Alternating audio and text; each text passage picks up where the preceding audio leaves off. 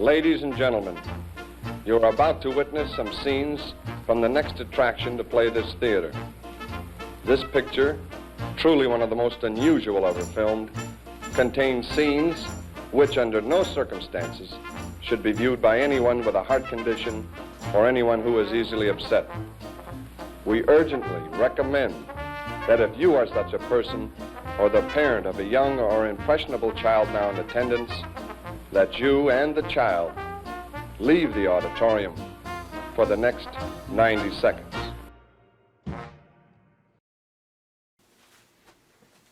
I'm here to have haggis. No. Haggis? No. You said I'm here to eat haggis. No, I said we're going to have some blood feast. That's a Blu-ray disc. You don't know. No, blood feast, not haggis. I wanted haggis. Just watch the damn movie.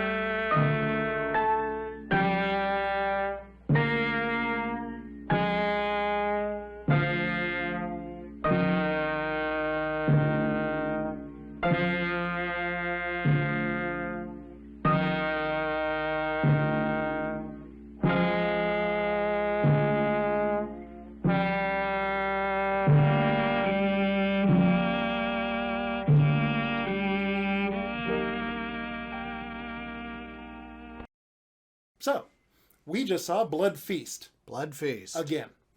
No. I just saw Blood Feast again. I cheated. I saw it before. Yes. Blood Feast is far and away the oldest video nasty on the list. It was made in, 1963. 1963, so 57 years. Long time ago. Made by Herschell Gordon Lewis, who is the... renowned as the Godfather of Gore because he was the very first person to do all this nasty stuff. Yep.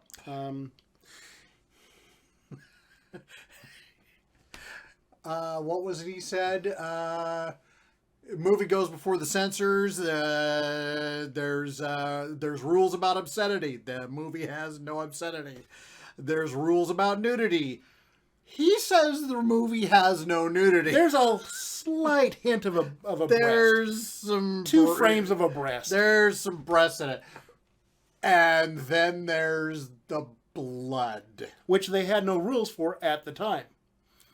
Oh, you bet there's your sweet Biddy that in fact they had rules for blood right afterwards. Yep.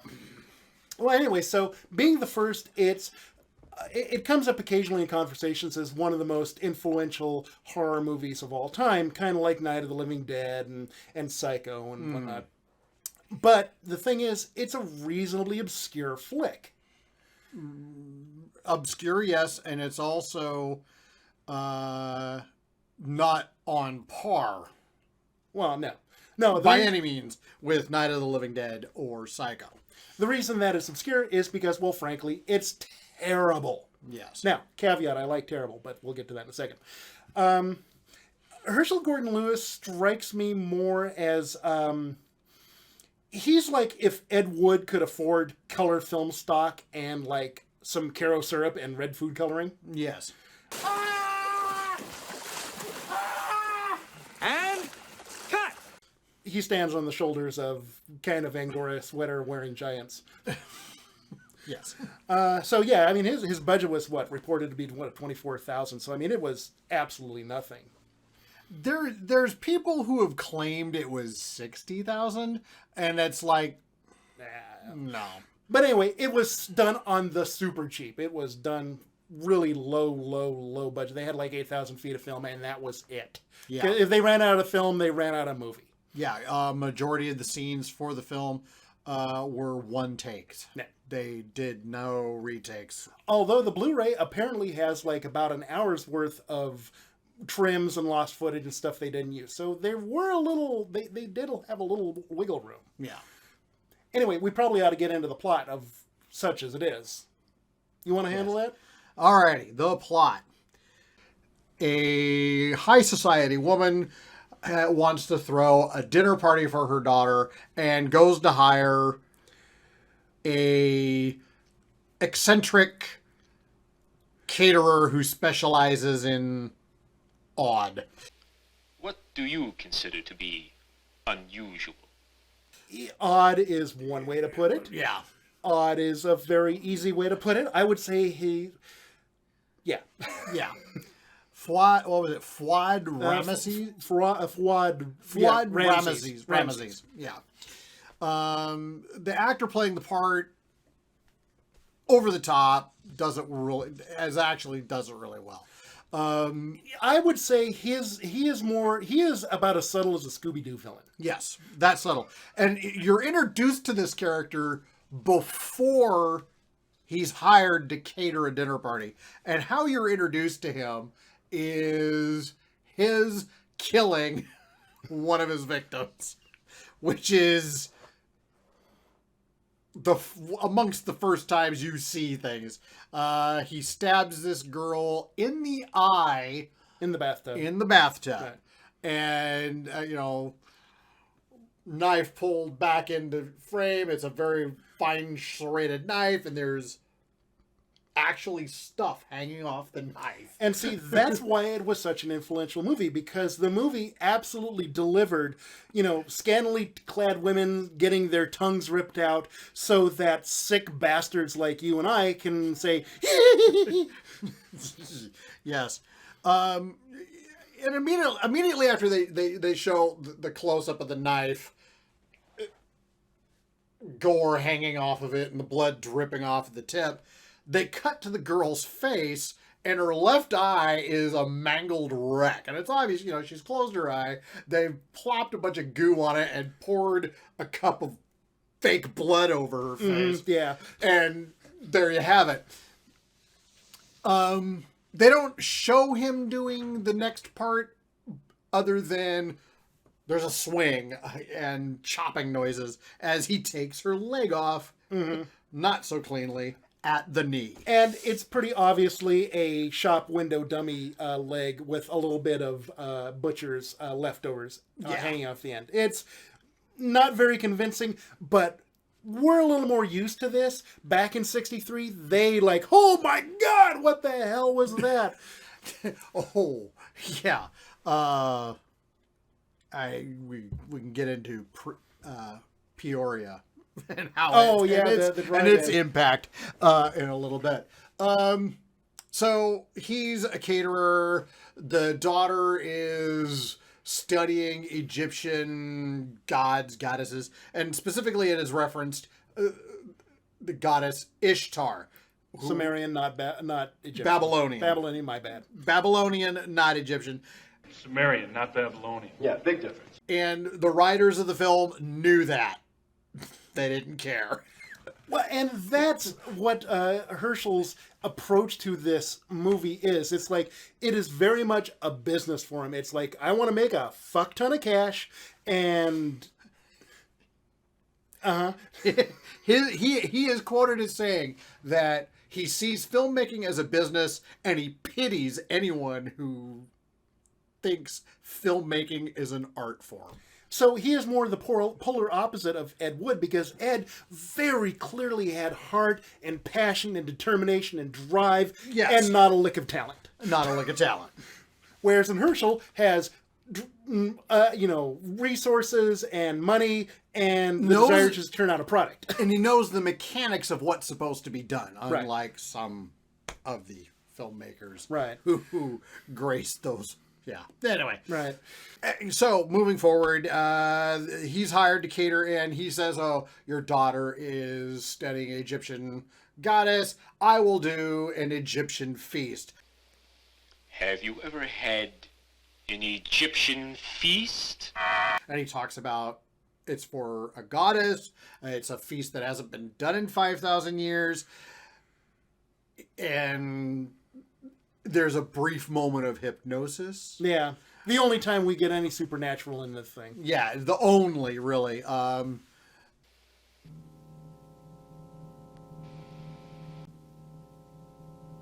So he basically tricks the woman into agreeing to his outlandish idea, because initially she's kind of like, what?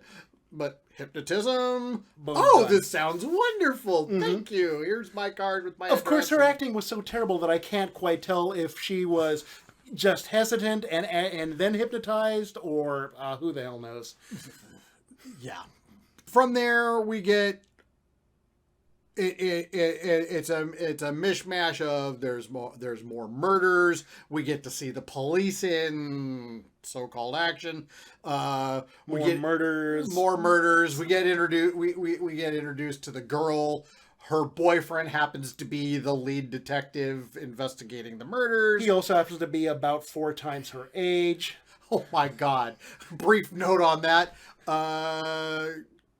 Connie, I can't remember her last name, but the gal playing the girl is a Playboy playmate, and she gets the role in this film at the suggestion of the guy playing the police detective. I guess they're acquainted at this point, but by the conclusion of the filmmaking, they've actually started a relationship. And oh my God, he is so much older than she is. Oh, jeez. Oh, my God. So the problem... So the movie gives you lots and lots of blood and violence from that point on. It's pretty much... the police are largely ineffectual. I don't know what to make of it. A murder happens. The police are largely ineffectual. Not one fingerprint, nothing! The murder happens. The police figure it out. Are you okay, honey? The murderer gets killed. But not before he kills again. But not before he kills you. So it's so pretty much the only thing the movie has going for it is the buckets and buckets of blood. Which is a really good color of blood. It's not bad. Apparently, in a previous filmmaking adventure, Lewis and his partner had to shoot a scene where there's some blood coming out of this guy's mouth, and it was off the shelf fake blood, and this blood, it was purple. Right. And no, we're not doing that again. So they actually went to a local Florida cosmetics company and said, look, we need some fake blood for a film we're doing. And they actually concocted it. They had it custom made to suit so it looked the way they wanted it to look. And then years later, according to Lewis, that particular cosmetics company is actually still selling that formula of fake blood. Right. But it delivers with gore in spades. However, in every other department, acting, the script, the soundtrack, the editing, the production design, the camera work, the continuity, it pretty much delivers absolutely none of that. yeah, no. He did have the foresight to make things simpler for himself. For example, a majority of the vehicles used in the movie are convertibles because it was easier to light them and shoot with. He didn't have to go through a window. He could just have the top down and shoot the actors. Right. Yeah. So pretty much, if you'll like this movie, if you don't care about continuity, plot holes, stupid characters doing stupid things. Yes. If you ignore all that, you'll be fine. You'll be aces. Yes. Yeah. So you're wrapping up his last murder. I mean, this is after he's taken the top off of a girl's head to get her brain, yanked the tongue out of another girl,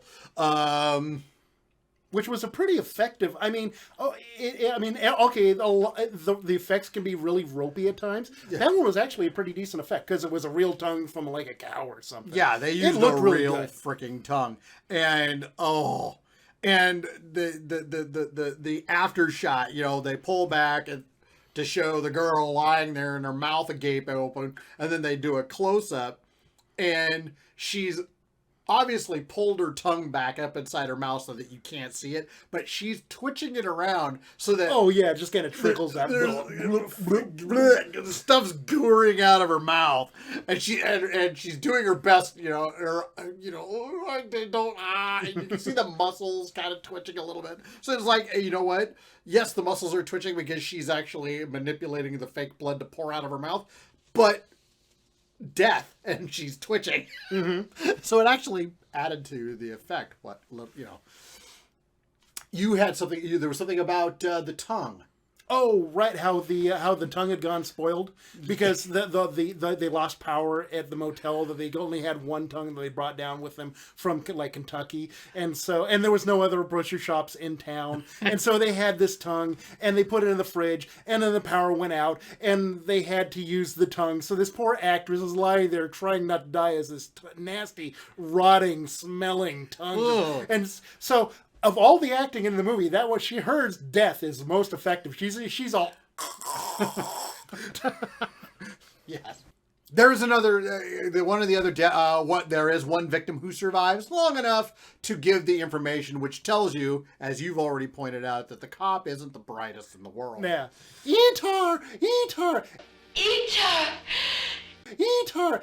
Eat her! Eat her! Eat her! And he just got done going to a freaking seminar about Egyptian mythology and Ishtar. Ishtar. And, Ishtar. Ishtar! And the book. Yeah, so Fuad wrote a book, sent it to all his victims, so that way he knew that there would be some sort of interest in Egyptian mythology, and then he went and killed them. So there's this book of weird occult mythology at each one of the murder scenes, and the cops are like, "No, we don't know why these people have no." Yeah, not exactly their the Miami Police's finest hour. No. So after that, there's a scene. The principal girl, and two of our friends are swimming in the backyard pool. They're toweling off, drying. I gotta go do. Their pleasantries are gonna go their separate ways. One of them leaves earlier than the others, and we see Fuad Ramesses kidnap her by knocking her out and dragging her off In broad daylight. Out in the open, where anybody could see him. Yeah, and this is the final victim, and this one actually gets played out, or I should say, flayed out, as he whips her. He's telling her to stop screaming, and then he whips her, causing her to scream. I love when he was whipping her, how the blood that they had soaked the whip in was in fact hitting the wall and making the wall bloody.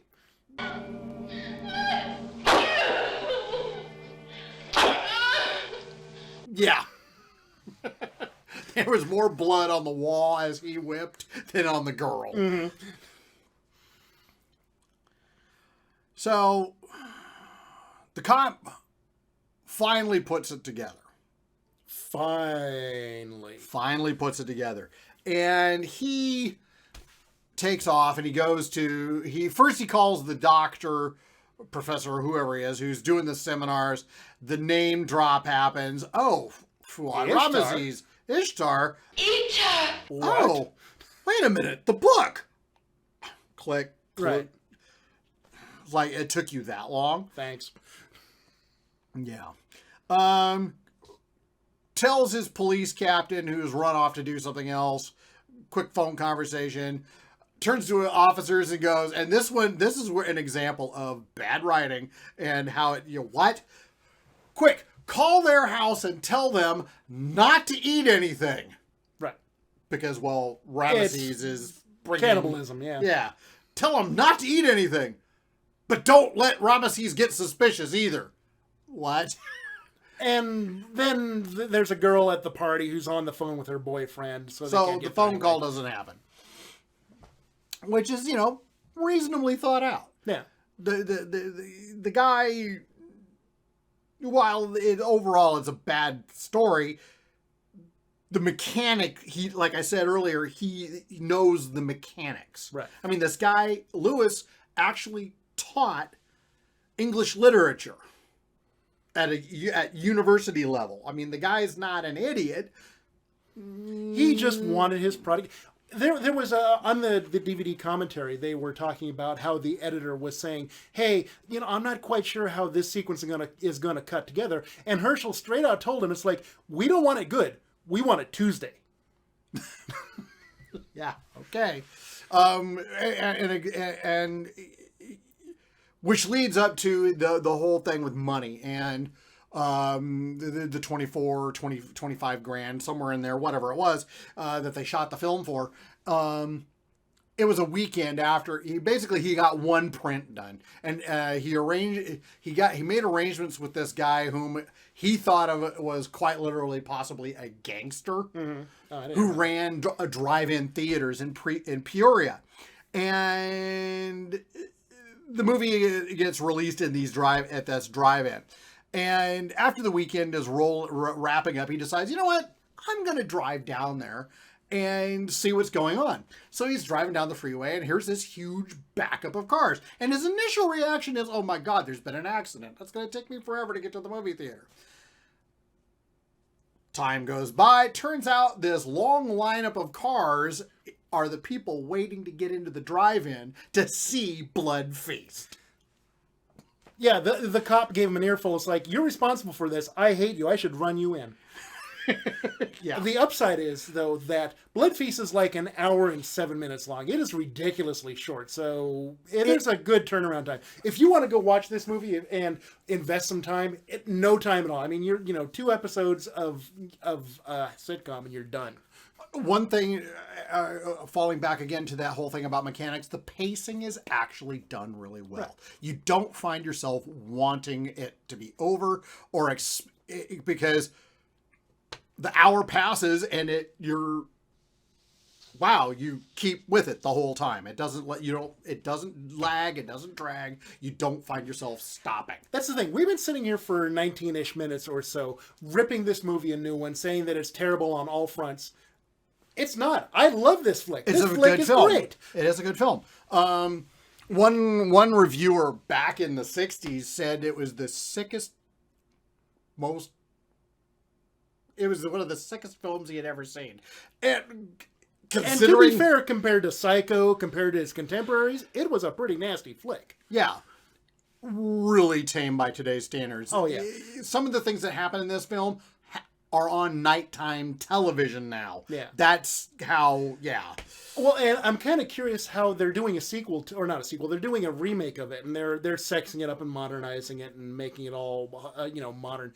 And I'm kind of curious how to play out, because once you take away the charm of the movie and the kind of campness of the movie, it's just going to be this, okay. One of the things I haven't been able to do yet is, Lewis retired from filmmaking in early 70s. And he went on to teach advertising, and he wrote a whole bunch of books about advertising and business, and he was quite successful at it. He came out of retirement in 2002, and the first thing he did was a sequel to Blood Feast. Yeah, we'll have to go check that out. And it's 90 minutes long. All right. So, yes. So, to sum up, this movie is, in fact, no way good. It is incompetent. It's not coherent. No. But it's a big big ball of campy, goofy fun. It's Plan 9 from Outer Space. It's the textbook example of a movie so bad that it's good. Yeah. Every single frame, every single scene, every single element of production is so consistently mind-blowingly wrong. But I love the hell out of it. Yeah. And it's going to be interesting because forthcoming, we're going to be talking about, or not necessarily we, but it'll be discussed in the other two films, because this was done in, there were 3 films done in a block. And this was the first one. And there's 2 more that follow it. Some of the actors continue through it. Was it 2000 Maniacs? Yeah, I don't think any of the other Blood trilogy is on the list. Yeah. Well, they'll get referenced. Right. So, did you like it? Did you enjoy it? Would you buy it? I actually enjoyed the film. I wouldn't mind having a copy of it on the shelf. Well, fortunately, we do have a copy on the shelf. Imagine that. Funny that. I'm actually captivated enough that I've looked into the history and a number of the performers in this film. Lewis had a stable of actors. The gal is in a number of his other films. The actor who plays Fuad Ramesses is in like the first half dozen films that Lewis ever did. So there's like 4 of the nudie pictures, and this guy's in every one of them, and apparently nude in some of them.